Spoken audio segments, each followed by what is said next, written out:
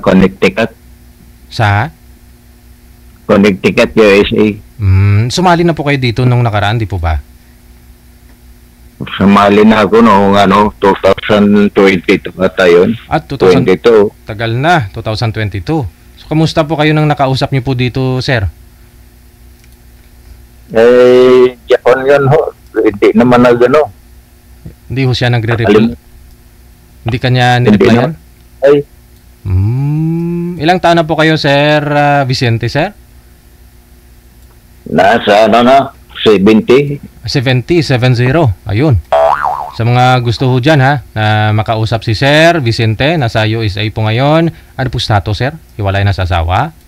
Byuda? Byudo? Byudo po. Ilang years na po kayong nag-iisa sa buhay? Oh, no! 11 years. Bali, the time, nasa 59 years old ka pa lang nung namatay si misis mo. Anong kinamatay ho ni misis nyo, sir? Yun sa hika. Hika.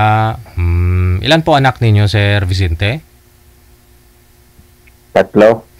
Andyan din po sa USA ngayon, kasama nyo? Yung isa. Aha. Saan po kayo dito sa Pilipinas? Sa Imus. Cavite. Sige. Ayan po mga madam. 70 years old si Sir Vicente.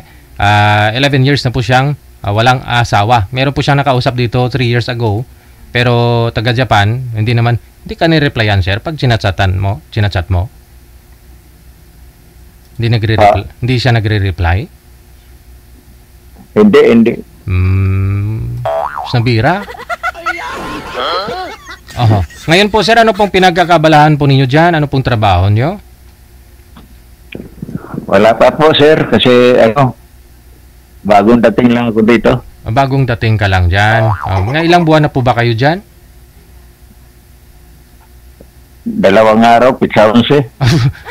2 araw pa lang po kayo dyan. Nung anong araw po kayo dumating? Bali, Wednesday?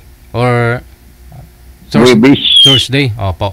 So, sino po yung kasama nyo nag-flight papunta dyan? Galing dito sa Pilipinas? Ako lang. Ikaw lang po mag-isa? Pangilang bisis mo niya po dyan punta, sir? Una pa lang. Oo. Medyo boring, no? Kasi yung anak mong isa, in-invite po kayo dyan? O ano pong visa ninyo?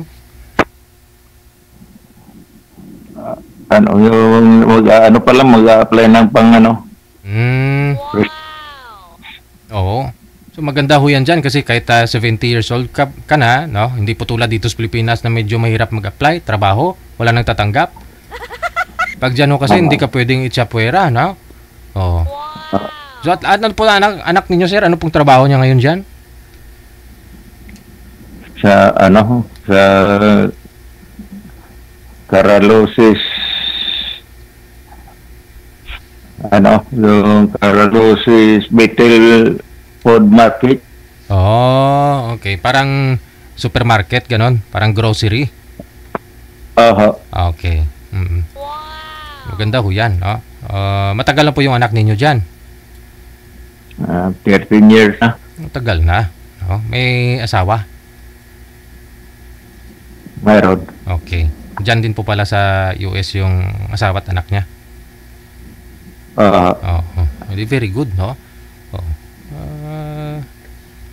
Sa susunod, mga anak mo na naman na natira dito, ipapuntahin mo dyan. Boring, ano? Ano po oras po dyan ngayon, sir?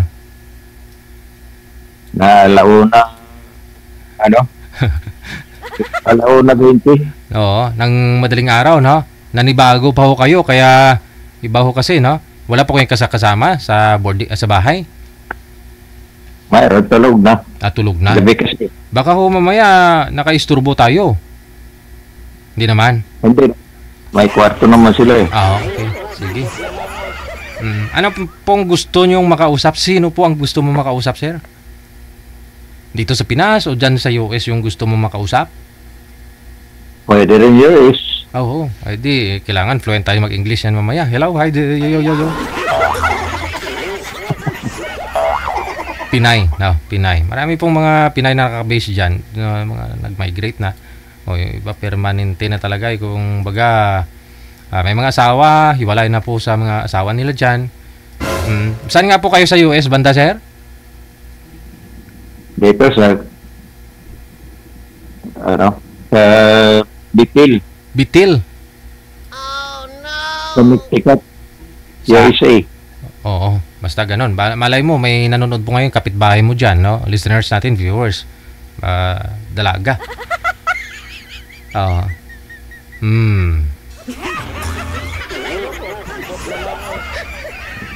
Ayan po, akyat lang po.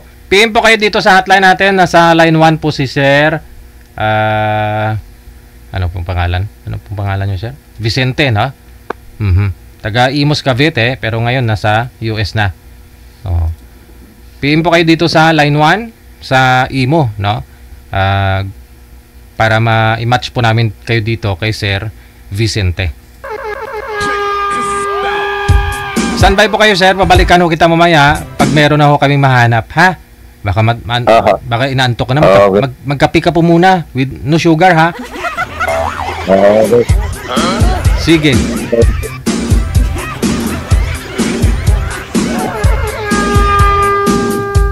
Oras po natin, 30 minutes after 1 o'clock, Philippine Standard Time. FW TV Radio, powered by Gel FM 90.7.